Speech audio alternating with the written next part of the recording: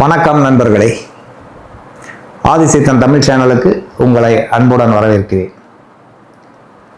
ஆதிசித்தன் தமிழ் சேனலில் வீடியோ பதிவிட்டு கிட்டத்தட்ட 4 வருடங்கள் ஆகுது. 4 வருடங்களுக்கு அப்புறம் உங்களை எல்லாம் தொடர்பு கொள்வதில் மிக்க மகிழ்ச்சி. காரணம், என்னுடைய உடல்நிலை கொஞ்சம் தொய்வாக இருந்தது. ஒரு சில காரணங்களுக்காகவும் தொடர்ந்து வீடியோ பதிவு செய்ய இயலவில்லை என்பதை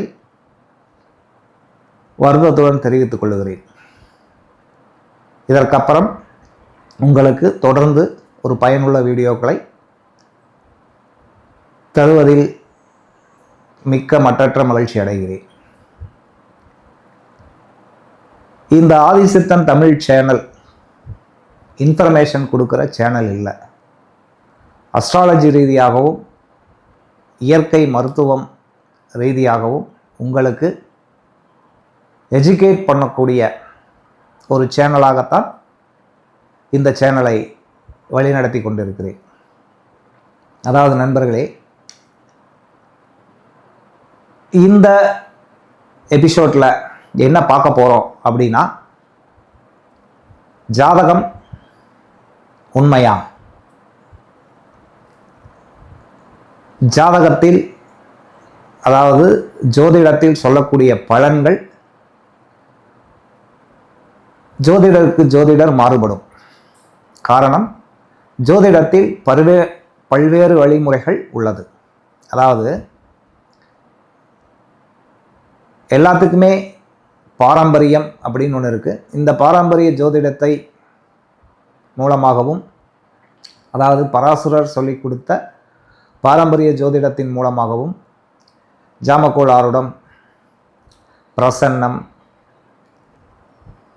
நாடி, கேபி, இந்த மாதிரி பல ஜோதிட முறைகள் இருந்தாலும் இந்த ஜோதிடத்துக்கு எல்லாத்துக்கும் ஆணிவேராக இருப்பது 12 கட்டங்கள், 27 நட்சத்திரங்கள், 9 கிரகங்கள். இந்த ஜோதிடம் உண்மையா பொய்யா? இந்த பதிவை போடுவதற்கு மிக முக்கிய காரணம் என்னவென்றால், விஜய் டிவியில் நடந்த ஒரு ப்ரோக்ராம். பல வருடங்களுக்கு முன்பு விஜய் டிவியில் தொகுப்பாளர் கோபிநாத் அவர்கள் மூலிமா ஒரு எபிசோட்டை பார்க்க நேர்ந்தது. அந்த எபிசோட்டில் ஜோதிடம் இல்லைன்னு வாதிட்டவர்களும் ஜோதிடம் உண்மை என்று சொல்லுபவர்களும் வாதிட்ட ஒரு ப்ரோக்ராம். அந்த ப்ரோக்ராமில் ஜோதிடம் இல்லை, அது ஒரு பொய் அப்படின்னு வாதிட்டவர்கள் ஜோதிடர்களை பார்த்து ஒரு சில கேள்விகளை கேட்டாங்க. அந்த கேள்விகளுக்கு அன்றைய நேரத்தில் அந்த ஜோதிடர்களால் சரியான விளக்கத்தை தர இயலவில்லை. இந்த பதிவை பார்த்துட்டு ஒரு க்ஷணம் மனதில் வருத்தப்பட்டேன். காரணம், ஜோதிடத்தின் அடிப்படை விஷயங்களை முழுமையாக தெரிந்து கொள்ளாததுதான் இதற்கு ஒரு முக்கிய காரணம். எனவே இந்த ஜோதிடத்தை அடிப்படையாக உங்களுக்கு சொல்ல வேண்டும், நீங்களும் இதை பற்றிய ஒரு விழிப்புணர்வை ஏற்படுத்த வேண்டும், நீங்களும் தெரிந்து கொள்ள வேண்டும் அப்படிங்கிறதுக்காகத்தான் இந்த பதிவை நான் பதிவிடுகிறேன். அப்படி விஜய் டிவியில் ஜோதிடம் பொய் அப்படின்னு சொன்னவங்க கேட்ட கேள்வி என்ன அப்படின்னா, ஜோதிடத்தில் 9 கிரகங்கள் உள்ளது. சூரியன் முதல் சனி, ராகு, கேதுக்கள் வரை 9 கிரகங்களை குறிப்பிடுகிறீர்கள். இந்த 9 கிரகங்களில் சூரியன் ஒரு நட்சத்திரமே. சூரியன் ஒரு நட்சத்திரம், அதை எப்படி கிரக வரிசைக்கு கொண்டு வந்தீர்கள்? அடுத்தபடியா ராகு கேதுக்கள் என்பவை வான்மண்டலத்தில் கிரகங்களாக இல்லை. இருந்த பொழுதும் ஜோதிடத்தில் ராகு கேதுவை ஒரு கிரகங்களாக எடுத்து பலன் சொல்லுகிறீர்கள். இது இரண்டாவது கேள்வி. மூன்றாவது கேள்வி, சோலார் எலிப்ஸில் பூமியும் ஒரு கிரகம். இந்த பூமியை ஏன் ஜோதிடத்தில் கிரகமாக எடுக்கவில்லை? வான்மண்டலத்தில் எத்தனையோ நட்சத்திரங்கள் இருக்கும்போது 27 நட்சத்திரங்களுக்கு மட்டும் ஏன் முக்கியத்துவம் கொடுத்தீர்கள்? இப்படி பல கேள்விகளை ஜோதிடம் உண்மையில்லை என்று வாதிக்கும் குரூப்பு ஜோதிடம் உண்மைதான் அப்படிங்கிற குரூப்பை பார்த்து கேட்குறாங்க. அவர்களால் அறிவுபூர்வமாக சயின்டிஃபிக்காக பதில் சொல்ல திணறினார்கள். இந்த பதிவினுடைய தாக்கம்தான் நான் இந்த பதிவை உங்களுக்கு பதிவிடுவதற்கு முக்கிய காரணம். சரி நண்பர்களே, இப்பொழுது இந்த எபிசோட்ல நம்ம பார்க்க போறது என்ன அப்படின்னா, சூரியன் ஒரு நட்சத்திரமே, ஆனால் அதையை எவ்வாறு கிரக ரீதியாக கிரகங்களுக்குள் கொண்டு வந்தார்கள்? 1. 27 நட்சத்திர வரிசையை மட்டும் எடுத்துக்கொண்டு மீதி நட்சத்திரங்களை ஒதுக்குவதற்கு காரணம் என்ன? ஜோதிடத்தில் ஜாதகத்தில் பூமி எங்கே உள்ளது? 12 கட்டங்களில் 9 கிரகங்கள் இருக்குது. இந்த 9 கிரகங்களோட பூமியும் இருக்குது தானே. அப்போ இந்த பூமியை 12 கட்டங்களில் எங்கு பதிவிடுகிறீர்கள்? ராகுவும் கேதுவும் எப்படி கிரக வரிசைக்கு கொண்டு வந்தார்கள் என்கிற விஷயத்தை இந்த எபிசோட்ல நம்ம பார்க்க இருக்கிறோம்.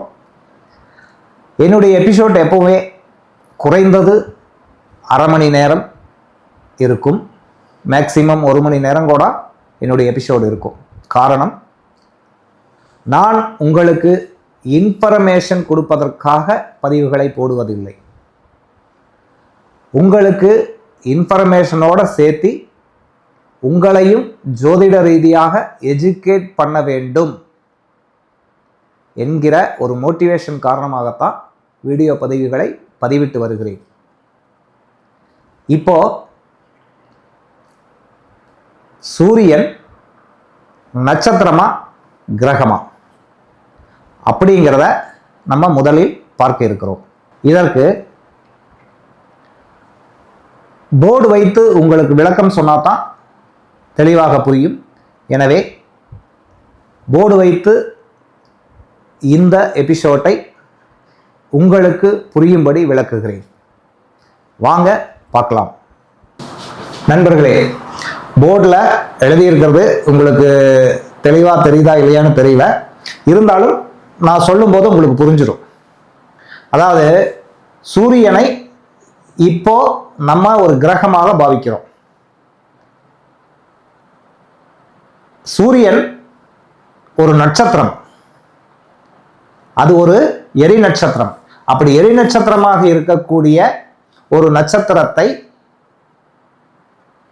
நம் முன்னோர்கள் கிரகமாக தொகுத்து கொடுத்தார்கள். ஏன்? எந்த நட்சத்திரத்துக்கும் கிரகத்தினுடைய தன்மையை கொடுக்கவில்லை, சூரியனுக்கு மட்டும் கிரகம் அப்படிங்கிற ஒரு அந்தஸ்தை கொடுத்தார்கள். ஆனால் சூரியன் ஒரு கிரகமே இல்லை, சூரியன் ஒரு நட்சத்திரம், எரி நட்சத்திரம். கிரகம் சூரியனை கிரகமாக எடுத்ததற்கு உள்ள காரணம் என்ன? கிரகங்கள்னா அதற்கு ஒரு தன்மை இருக்குது இல்லையா? நட்சத்திரம் அப்படின்னா அதற்கும் ஒரு தன்மை இருக்குது. இப்போ கிரகம் அப்படிங்கிறதுக்கு என்னென்ன தன்மை, நட்சத்திரம் அப்படிங்கிறதுக்கு என்னென்ன தன்மை, இது ரெண்டையும் வேரியேஷன் பண்ணி பார்த்துட்டீங்க அப்படின்னா சூரியன் கிரகமா நட்சத்திரமா அப்படிங்கிறது உங்களுக்கு புரிஞ்சிடும். அதாவது ஒரு கிரகம் அப்படின்னா அதற்கு பேர் கோள். சூரிய குடும்பத்தில் எத்தனையோ கோள்கள் உள்ளது. எல்லா கோள்களும் தன்னைத்தானே சுழன்று கொண்டு சூரியனையும் சுற்றி வருது. இது உங்களுக்கு தெரிஞ்ச விஷயம். அப்போ கோள் அப்படின்னா அந்த கோளுக்கு ஒரு டெஃபினேஷன் இருக்கும். அந்த டெஃபினேஷன் என்ன அப்படின்னா உருளையானது, அதாவது வட்ட வடிவமானது. அதுதான் இங்க எழுதியிருக்கிற கோள வடிவம். ஒளிரும் தன்மை உடையது, தொடர்ந்து ஒளிரக்கூடிய தன்மை. புதனுக்கும் ஒரு ஒளிரும் தன்மை இருக்குது, சுக்கிரனுக்கும் ஒளிரும் தன்மை இருக்குது, சந்திரனுக்கும் ஒளிரும் தன்மை இருக்குது, செவ்வாய்க்கும் ஒளிரும் தன்மை இருக்குது, சனிக்கும் ஒளிரும் தன்மை இருக்குது. தொடர்ந்து ஒளிரக்கூடியது. அடுத்தது கிரகிக்கும் தன்மை. கிரகிக்கும் தன்மைனா கிராவிடேஷன், அப்சார்விங், ஒரு பொருளை தன்பால் ஈர்த்து கொள்ளக்கூடிய ஒரு தன்மை. அதனால தான் அதற்கு பேரு கிரகம். இன்னொரு பொருளை தன்பால் ஈர்க்கும், கிரகிக்கும், ஈர்ப்பதற்கு பேரு கிரகித்தல் அப்படின்னு பேர்.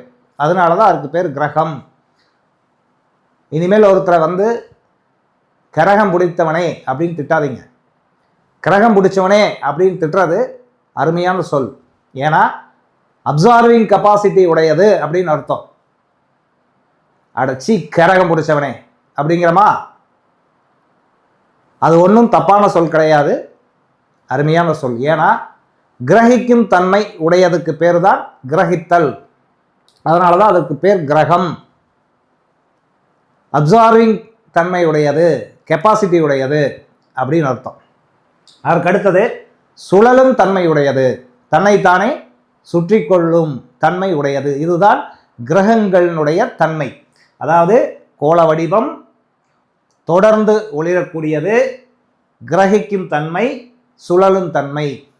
இது ஒரு கிரகத்துக்கு உண்டு.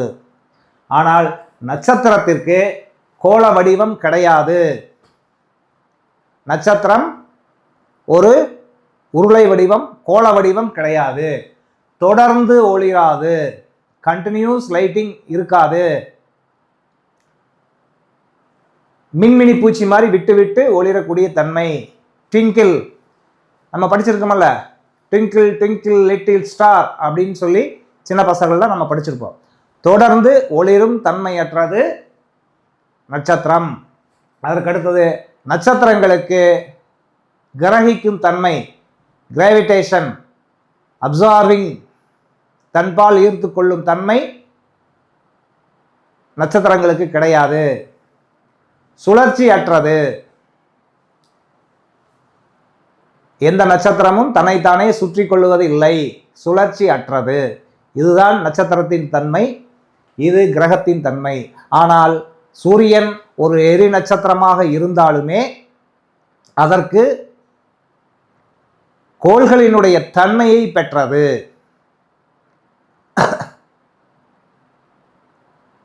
கிரகங்களை தன்பால் ஈர்த்து ஒரு கண்ட்ரோல்ல வச்சிருக்குது. சோலார் எலிப்ஸ்ல கிரகங்களை தன்பால் ஈர்த்து ஒரு குறிப்பிட்ட ஃபோர்ஸ்ல ஈர்த்து தன்பால் வச்சிருக்கிறது சூரியன். கோள வடிவம், சூரியன் என்னதான் ஒரு எரி நட்சத்திரமாக இருந்தாலும் அது கோள வடிவமாக உள்ளது, தொடர்ந்து ஒளிரக்கூடியது, கிரகிக்கும் தன்மையை கொண்டது. இந்த மாதிரி கிரகங்களுடைய தன்மையை ஒத்து எரி நட்சத்திரம் இருப்பதால் அதையே கிரகமாக நம் முன்னோர்கள் எடுத்துக்கொண்டார்கள்.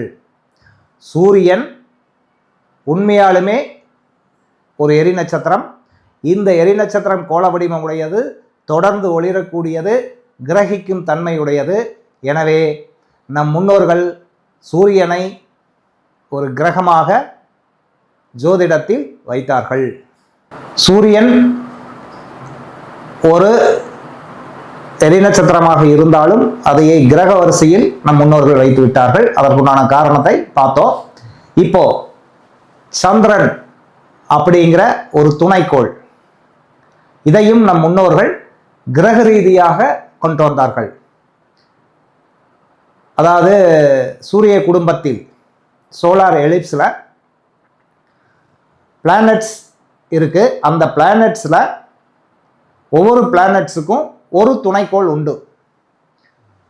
புதனுக்கு ஒரு துணைக்கோள், சுக்கிரனுக்கு ஒரு துணைக்கோள், இந்த மாதிரி ஒவ்வொரு கிரகங்களுக்கும் ஒவ்வொரு துணைக்கோள் உண்டு.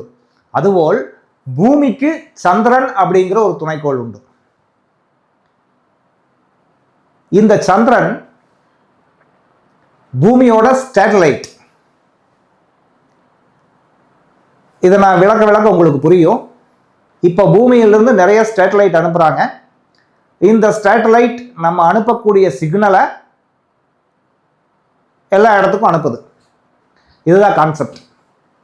அதே மாதிரி சூரியன் மற்றும் நட்சத்திரங்களிலிருந்து வரக்கூடிய சிக்னலை பூமிக்கு கொடுக்கிறது தான் சந்திரன். சந்திரன் பூமியினுடைய ஒரு துணைக்கோள். இந்த துணைக்கோளுக்கும் அதே கோள்களுக்குண்டான என்னென்ன அமைப்பு இருக்குதோ அந்த அமைப்பும் இந்த துணைக்கோளான சந்திரனுக்கும் உண்டு. தொடர்ந்து ஒளிரும். சுயமாக ஒளிரவில்லை என்றாலும் சூரியனிலிருந்து வரக்கூடிய ஒளியை வாங்கி பிரதிபலிக்கிறது. எனவே இது தொடர்ச்சியான ஒளிதான். அதே மாதிரி வட்ட வடிவம், கிரகிக்கும் தன்மை. நிலாவில் போய் முதலில் மனுஷன் காலை வச்சா அப்படின்னா அங்கே ஈர்ப்பு விசை இருக்கு, கம்மியா இருக்கு. ஸோ நிலவுக்கும் ஈர்ப்பு விசையை எடுக்கக்கூடிய தன்மை உள்ளது. அதனால தான் சந்திரனையும் ஒரு கிரகமாக நம் முன்னோர்கள் சேர்த்தார்கள். அப்போ இந்த பூமியினுடைய துணைக்கோளான சந்திரன் என்ன செய்யுது அப்படின்னு கேட்டிங்கன்னா, சூரியனிலிருந்து வரக்கூடிய சிக்னலையும் நட்சத்திரங்களிலிருந்து வரக்கூடிய சிக்னலையும் பூமிக்கு டெலிகாஸ்ட் பண்ணுது, பூமிக்கு பிரதிபலிக்கிறது. அதனால தான் சந்திரனையும் ஒரு கிரகமாக எடுத்துக்கிட்டோம். சரி, ராகு கேதுக்கள் அப்படிங்கிற ஒரு கோளே கிடையாது. வான்வெளியில் ராகு அப்படிங்கிற கோளும் கேது அப்படிங்கிற கோளும் இல்லவே இல்லை. ஆனால் ஜோதிடத்தில் 7ஆம் நூற்றாண்டுக்கு அப்புறம் ராகு கேதுக்களை ஒரு பிரதான பொருளாக கொண்டு வந்தாங்க. அன்னைக்கு இருந்த எக்யூப்மெண்ட்டை வச்சு அன்னைக்கு இருந்த ஞானிகள் அறிஞர்கள் என்ன பண்ணாங்க அப்படின்னா, ராகு கேதுக்களுக்கு ஒரு உருவம் கொடுத்து அதற்கும் வலிமை உள்ளது அப்படிங்கிறத கண்டுபிடிச்சு அதையும் ஜோதிடத்தில் கொடுத்தார்கள். அப்ப இந்த ராகு கேது என்ன? பூமி அப்படிங்கிற ஒரு கிரகம் சூரியனில் இருந்து கிட்டத்தட்ட 150 மில்லியன் தூரத்தில் இருக்கு. உங்களுக்கு தெரியும், 1 மில்லியன் அப்படிங்கிறது 10 லட்சம். 150 மில்லியன் தோராயமாக. ஏன்னா சோலார் எலிப்ஸ் அப்படிங்கிறது சரியான வட்ட வடிவம் கிடையாது, நீள்வட்டம். அப்போ அந்த நீள்வட்டத்தினுடைய எண்டுக்கு போகும்போது ஒரு டிஸ்டன்ஸ் வரும், சைடில் வரும்போது ஒரு டிஸ்டன்ஸ் வரும். தோராயமாக சுமார் 150 மில்லியன் கிலோமீட்டர் தூரத்தில் பூமி இருக்கு. இந்த பூமிக்கு ஒரு 3 லட்சம் கிலோமீட்டர் டு 4 லட்சம் கிலோமீட்டர் தூரத்தில் இருக்கிறது தான்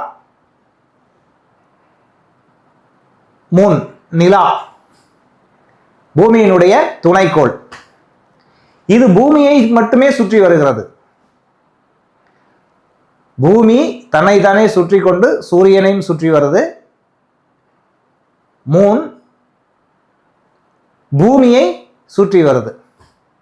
அப்படி பூமியை சுற்றி வரக்கூடிய இந்த நிலாவிற்கு ஒரு பாதை இருக்குமல்ல,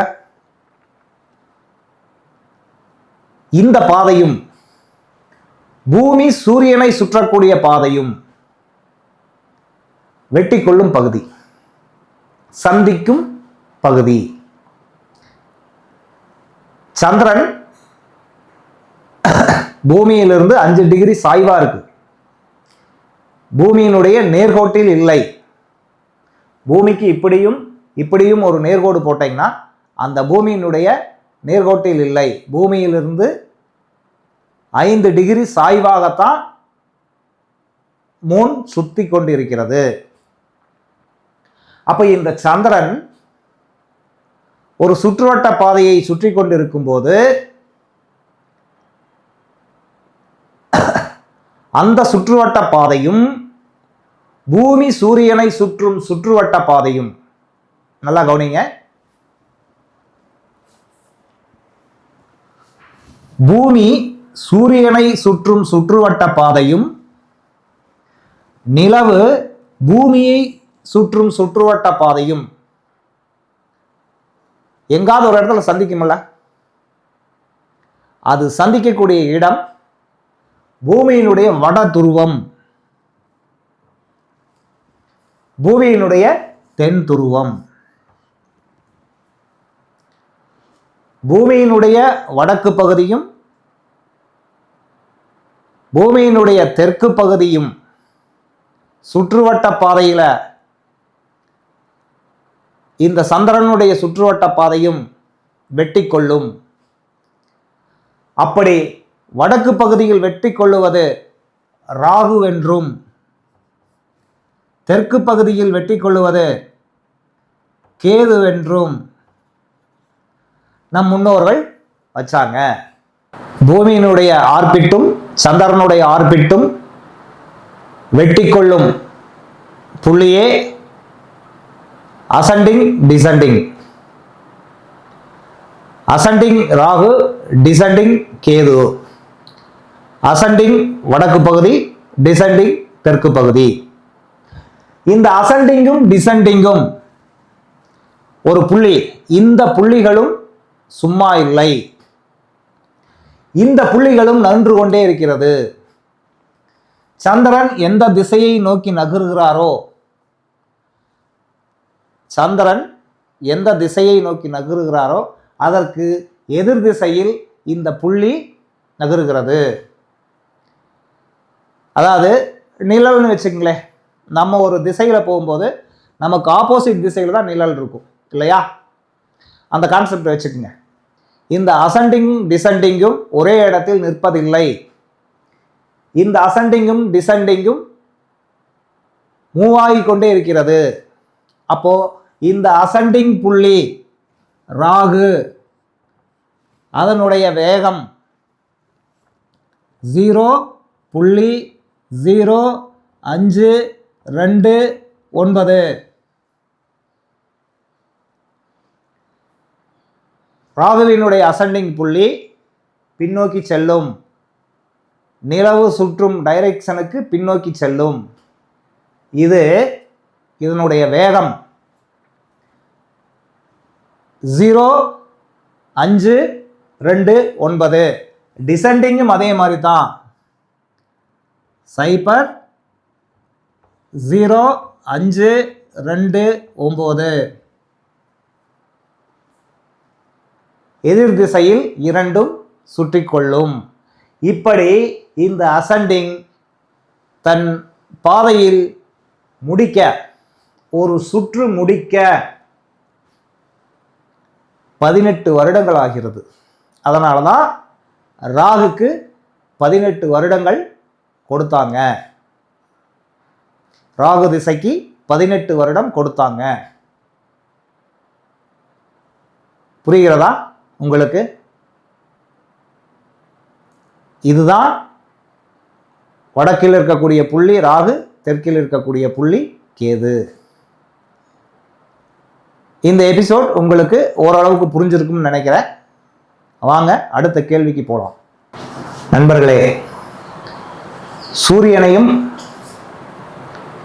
சந்திரனையும் ராகு கேதுவையும் நம் முன்னோர்கள் எவ்வாறு கிரகங்களாக வடிவமைத்து ஜோதிடத்துக்குள் புகுத்தினார்கள் என்பதை பார்த்தோம். இப்படி இருக்கும் பட்சத்தில் 27 நட்சத்திரங்களை மட்டுமே, கோடான கோடி நட்சத்திரங்கள் இருக்கும் பொழுது வெறும் 27 நட்சத்திரங்கள், அஸ்வினி முதல் ரேவதி வரை 27 நட்சத்திரங்களை மட்டுமே நம் முன்னோர்கள் ஜோதிடத்தில் வகுத்தார்கள். அதற்குண்டான காரணம் என்ன? சூரியன் பூமி, பூமியில் வாழக்கூடிய ஜீவராசிகளுக்கு தான் நம்ம ஜோதிடம் பார்க்கிறோம். அப்போ பூமிக்கு எந்தெந்த கிரகங்களில் இருந்து வரக்கூடிய கதிர்களினுடைய தாக்கம் இருக்குதோ அதையை மட்டுமே நம்ம டிசைன் பண்ணணும். அப்போ சூரியனிலிருந்து வரக்கூடிய கதிர்கள்னால பூமியில் இருக்கக்கூடிய உயிரினங்களுக்கு மாற்றங்கள் ஏற்படுது. எனவே சூரியனை கிரகமாக எடுத்துக்கிட்டோம். மற்ற கிரகங்களில் இருந்து வரக்கூடிய ஒளிக்கதிர்களும் பூமிக்கு ஒரு தாக்கத்தை ஏற்படுத்துது. அதனால அதையும் நம் கிரகங்களாக எடுத்துக்கிட்டோம். சந்திரனிலிருந்து வரக்கூடிய ஒளிக்கதிர்களும் இந்த பூமியில் வாழக்கூடிய உயிரினங்களுக்கு ஒரு தாக்கத்தை ஏற்படுத்துது.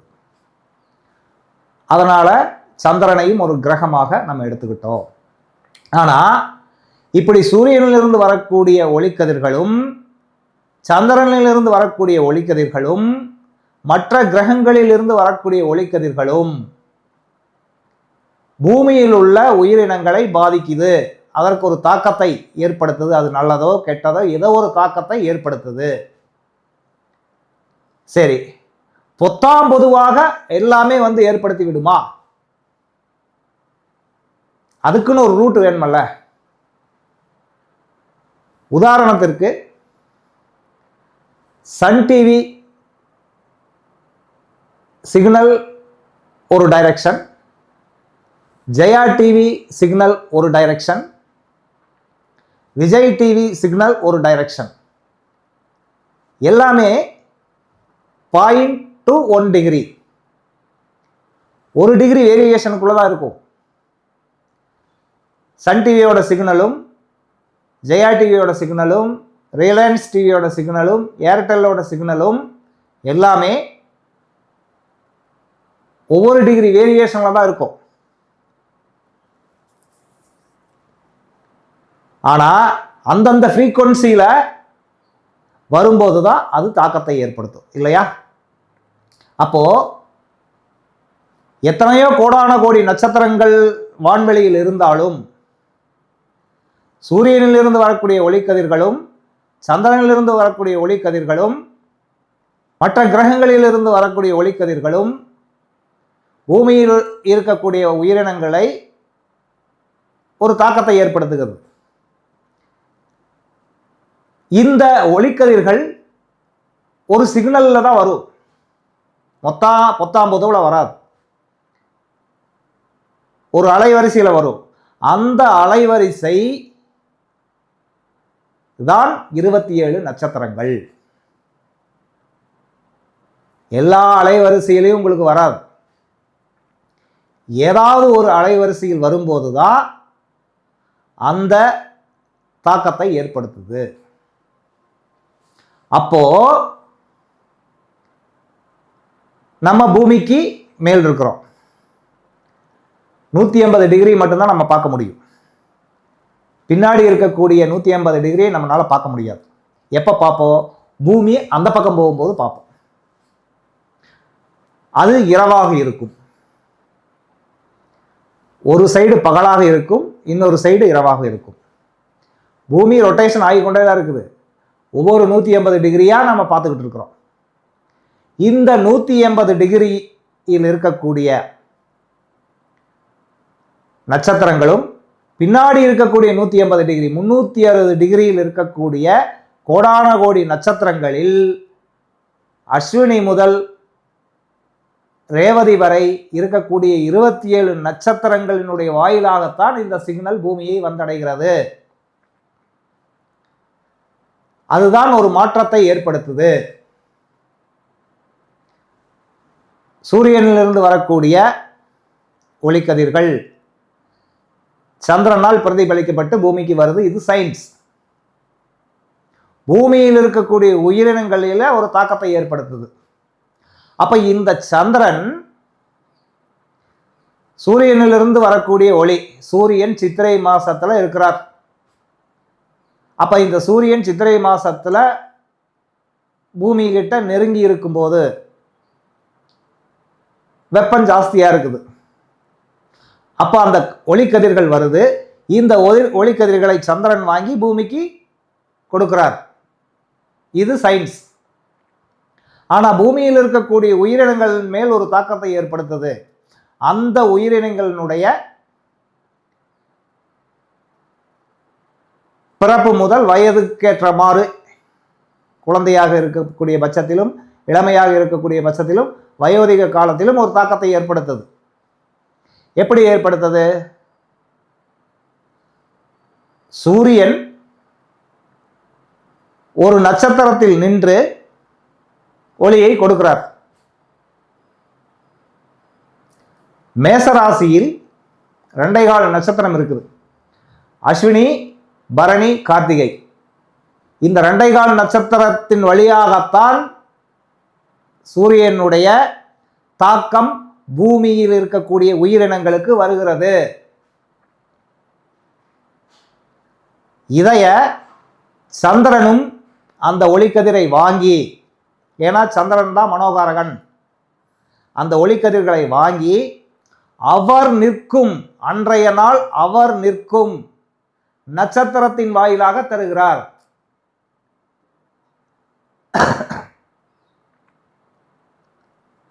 அதேபோல் ஒவ்வொரு கிரகங்களும் தனக்குண்டான அந்த ஒளிக்கதிர்களை பூமியில் இருக்கக்கூடிய உயிரினங்களுக்கு தாக்கத்தை ஏற்படுத்துவது அந்த நட்சத்திரங்களின் வாயிலாகத்தான். அதனாலதான் இந்த 27 நட்சத்திரத்தினுடைய ஃப்ரீக்வன்சி அலைவரிசையில தான் இந்த கிரகங்களினுடைய தாக்குதல் நடக்குது. வேற எந்த நட்சத்திரத்தின் வாயிலாகவும் பூமியில் இருக்கக்கூடிய உயிரினங்களுக்கு தாக்கத்தை ஏற்படுத்துவதில்லை. எனவே மற்ற நட்சத்திரங்களை ஒதுக்கிவிட்டு, கோடான கோடி நட்சத்திரங்கள் இருக்கும் பட்சத்தில் மற்ற நட்சத்திரங்களை அனைத்தையும் ஒதுக்கிவிட்டு அஸ்வினி முதல் ரேவதி வரை 27 நட்சத்திரங்களை நம் முன்னோர்கள் ஏன் எடுத்தார்கள் என்றால்,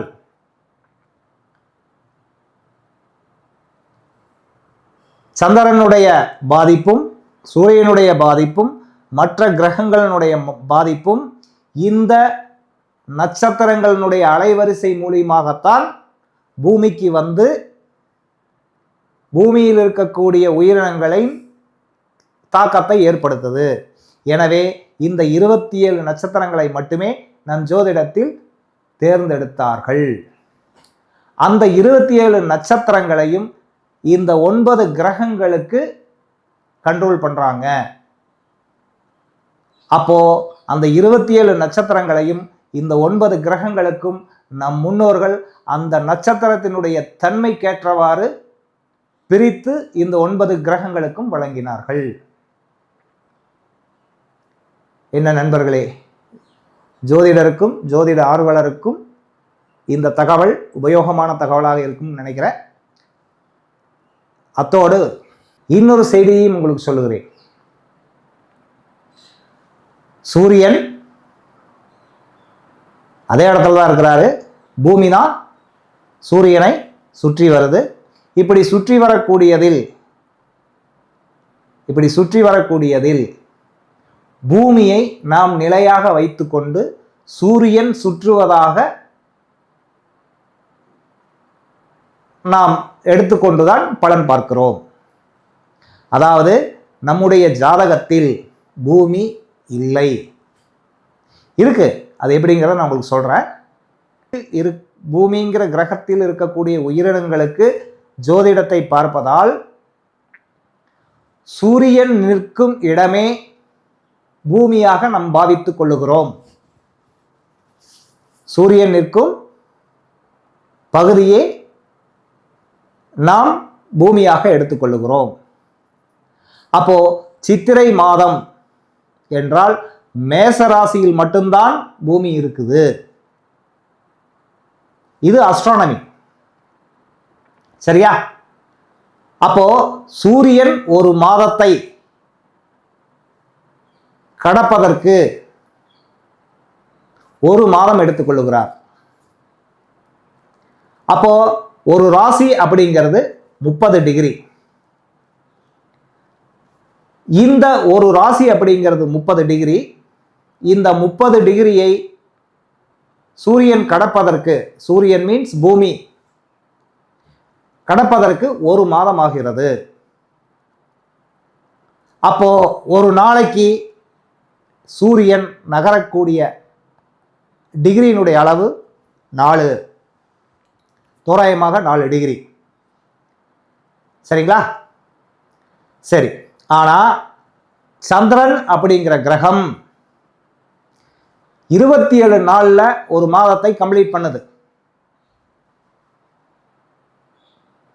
சந்திரன் அப்படிங்கிற கிரகம் 27 நாள்ல ஒரு மாதத்தை கம்ப்ளீட் பண்ணுது. சூரியன் 30 நாள்ல ஒரு மாதத்தை கம்ப்ளீட் பண்றார். சூரியனுக்கும் இந்த நிலவுக்கும் இடைப்பட்ட தூரம், இந்த இடைப்பட்ட தூரம் தான் பூமியினுடைய காலநிலை மாற்றத்திற்கு காரணம். அப்ப இந்த பூமி சுழலுது, கூடவே இந்த சந்திரனும் சுழலுகிறார். இந்த சந்திரனுடைய நிலைப்பாட்டை வைத்துத்தான் பூமியில காலநிலை மாற்றங்கள் நடக்குது. அப்போ பூமியில் ஏற்படக்கூடிய காலநிலை மாற்றத்திற்கு இந்த சந்திரனுடைய நகர்வே காரணம். அதனாலதான் அமாவாசை, பௌர்ணமி, அஷ்டமி இது எல்லாம் சந்திரனுடைய நிகழ்வை வைத்துத்தான் நடக்கிறது. தீபாவளி ஐப்பசி மாசம் அமாவாசையை ஒட்டி வரும். அப்போ இந்த சந்திரனுக்கும் பூமிக்கும் சூரியனுக்கும் இடைப்பட்ட தூரமே பருவநிலை மாற்றத்திற்கும் பருவநிலை மாற்றத்தில் தான் பண்டிகைகள் வருது. நம்ம பண்டிகைகள் கொண்டாடுறோம்ல, தை, ஆடி, புரட்டாசி, மாகாளி அமாவாசை, இந்த மாதிரி இந்துக்கள் கொண்டாடக்கூடிய பண்டிகைகள் அனைத்துமே இந்த சந்திரனுடைய நகர்வை வைத்துத்தான் நடக்குது. அப்ப இந்த சந்திரனுடைய நகர்வை வைத்து பூமியில பல மாற்றங்கள் நிகழுது. எதன் வழியாக நடக்குது? 27 நட்சத்திரங்களினுடைய வாயிலாகத்தான் நடக்குது. சந்திர கிரகணம் உங்களுக்கு தெரிஞ்சதுதான். சூரியன் இருக்கார், சந்திரன் பூமியை சுத்திட்டு இருக்கிறார், பூமியும் சுத்திட்டு இருக்குது. சூரியனுக்கும் சந்திரனுக்கும் இடையில் பூமி வந்தால் அந்த பூமியோட நிழல் சந்திரன் மீது விழுகும். இதற்கு பெயர் சந்திர கிரகணம். இந்த சந்திர கிரகணம் முழு நிலவில் மட்டும்தான் வரும். அரை நிலவலையோ கால் நிலவலையோ வராது.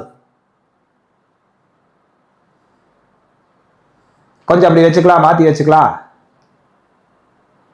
பிரதமை திதியில வரட்டும், துதியை திதியில சந்திர கிரகணம் வரட்டும்னா வராது. சூரியனுக்கும் சந்திரனுக்கும் இடையில பூமி வந்து இந்த பூமியோட நிழல் சந்திரன் மீது விழுகும் போது அங்கே சந்திரன் மறைக்கப்படுகிறார். சந்திரன் மறைக்கப்படுவதால் அதற்கு பெயர் சந்திர கிரகணம். இப்படி சுத்தி கொண்டிருக்கக்கூடிய நிலா பூமிக்கும் சந்திரனுக்கும் இடையில் வந்து சந்திரனுடைய நிழல் பூமி மீது விழுகும்போது சூரியன் மறைக்கப்படுகிறது. இது சூரிய கிரகணம். சூரிய கிரகணம் எப்பொழுதும் கிட்டத்தட்ட அமாவாசையொட்டி தான் வரும். அஸ்ட்ராலஜி பார்க்கையில ஜாதகத்துல பூமி எங்கே இருக்குது அப்படின்னு கேட்கிறோம். அப்படி கேட்டதுக்கு உண்டான பதில் என்னன்னா, இப்படி கட்டம் போட்டுக்குங்க. இது வந்து ஐப்பசி மாதம். அப்ப இந்த ஐப்பசி மாதம் 30 நாள். இந்த ஐப்பசி மாதம் 30 நாளும் சூரியன் எங்கே இருப்பார்னா, சூரியன் துலா ராசியில் இருப்பார். சரியா? ஐப்பசி 1ஆம் தேதி 1 டிகிரியில் இருப்பார். ஐப்பசி 30 டிகிரி வரைக்கும் சூரியன் 30 நாள் இங்கதான் இருப்பார். நம்ம பூமியிலிருந்து பார்க்கிறோம், அதனால சூரியனை நாம் நிலைப்படுத்திக் கொள்ளுகிறோம். பூமியிலிருந்து ஜோதிடம் பார்ப்பதால் சூரியனை நாம் சுற்றுவதாக கணக்கெடுத்துக் கொண்டுதான் ஜோதிடம் சொல்லுகிறோம். ஆனால் சூரியன் சுற்றுவதில்லை, பூமிதான் சுற்றுகிறது. சரி, இப்போ ஐப்பசி 1ஆம் தேதி காலையில் 6 மணிக்கு சூரியனுடைய முதல் வெளிச்சம் பூமியில எங்க படும் அப்படின்னா, துலா ராசியில 1ஆவது டிகிரியில படும்.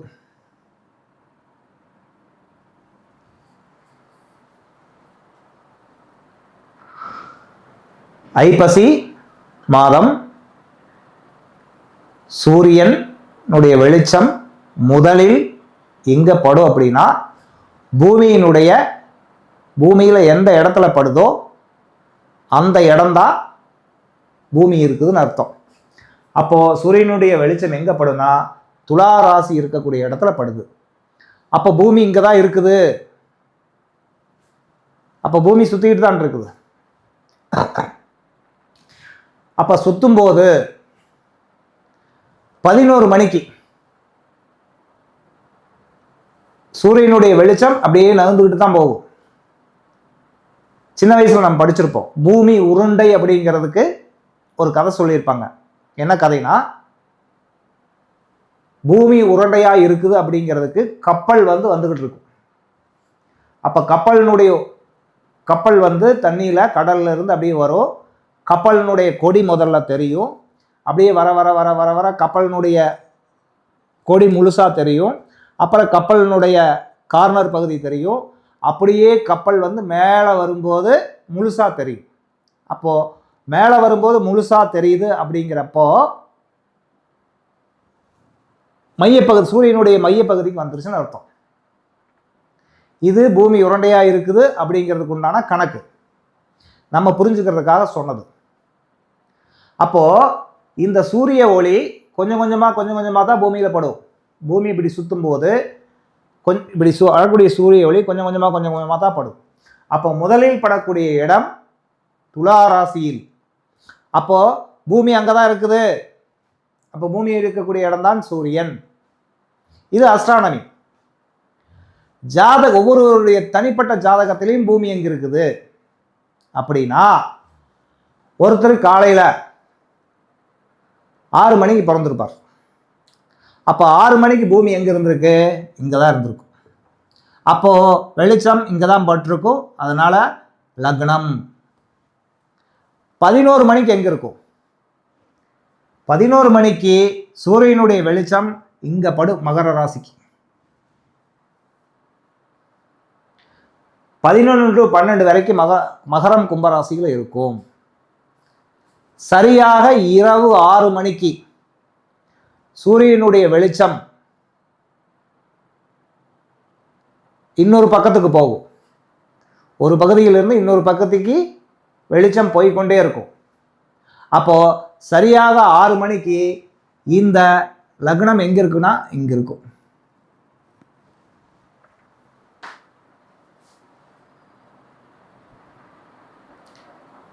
அதிகாலை 4 மணிக்கு எங்க இருக்கோ அப்படின்னா அடுத்த நாள் அதிகாலை 4 மணிக்கு இங்க இருக்கும். அப்போ ஜாதகத்தில் ஒவ்வொருத்தருக்கும் தனிப்பட்ட முறையில் ஜாதகம் பார்ப்பதால் அந்த குழந்தை பிறக்கக்கூடிய நேரத்தில் சூரியனுடைய வெளிச்சம் அந்த பூமியில் எந்த பகுதியில் விழுந்திருக்குதோ அதுவே பூமி இருப்பதாக அர்த்தம். அப்போ அது எந்த பகுதினா, ஜாதகத்தில் லக்னம் அப்படிங்கிற பகுதி தான் பூமி. ஒருவருடைய தனிப்பட்ட ஜாதகத்தில் லக்னம் எங்கே இருக்குது என்றால் அந்த ஜாதகத்தில் லக்னம் என்கிற புள்ளி எங்கிருக்கிறதோ அங்குதான் பூமி உள்ளது. அனைத்து நண்பர்களுக்கும் இந்த வீடியோ பயனுள்ள வீடியோவாக இருந்திருக்கும்னு நினைக்கிறேன். இந்த தகவலை உங்களுடைய நினைவில் வைத்துக் கொள்ளுங்கள். ஜோதிட ஆர்வலர்களும் ஜோதிடர்களும் நாளைக்கு ஏதாவது சபைகளில் நீங்கள் பேச போகும்போதோ மற்றவர்கள் நன்மையை ஜோதிடம் இல்லை பொய் அப்படின்னு சொல்கிறவங்க கேட்கக்கூடிய கேள்விகளுக்கு, அறிவியல் ரீதியாக கேட்கக்கூடிய கேள்விகளுக்கு நாம் பதில் சொல்லுவதற்கு ஏதுவாக இந்த வீடியோ எபிசோட் அமைஞ்சிருக்குன்னு நினைக்கிறேன்.